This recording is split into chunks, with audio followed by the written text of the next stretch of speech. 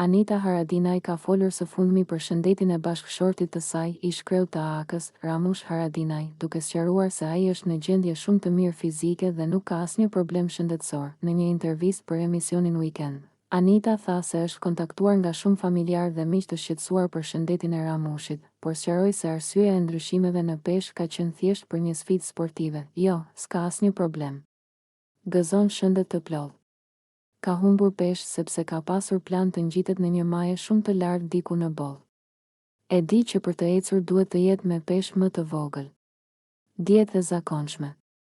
Me musmu, Ramushi? S'kisha qesh kështu. Mu kish një zani sa atje t'u kajt, tha Anita. Ajo foli edhe për mungesën e tij në jetën familjare për shkak të angazhimeve politike, duke theksuar se shpesh e ka ndjer mungesën e Ramushit në momentet e përditshme me fëmijët.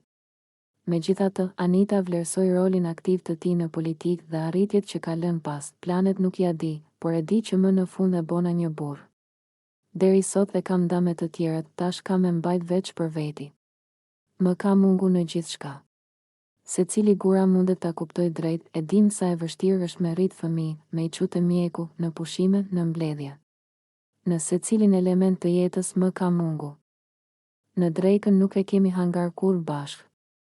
Në deti s'ka ardh kur me neve. A i prapë sërin. Diçka ka me bo.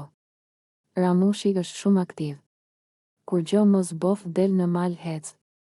Më bëhet qefi që e ka përmbyll mirë. Është një figur politike që historia do të mbaj men.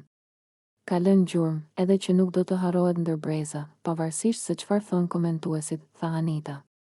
Në fjalët e saj, Anita theksoi forcën dhe përkushtimin e bashkëshortit të saj si figurë publike dhe prind, duke u siguruar të gjithë se Ramush Haradinaj ndodhet në një gjendje të shkëlqyer shëndetësore dhe mbetet i angazhuar si gjithmonë në jetën profesionale dhe personale. Nëse ju pëlqeu kjo video, shkoni në kanalin e YouTube-it Big VIP Albania Kosova, që e gjeni në bio. Mos harroni që të bëni subscribe dhe të klikoni butonin e ziljes që të informoheni për videot më të reja.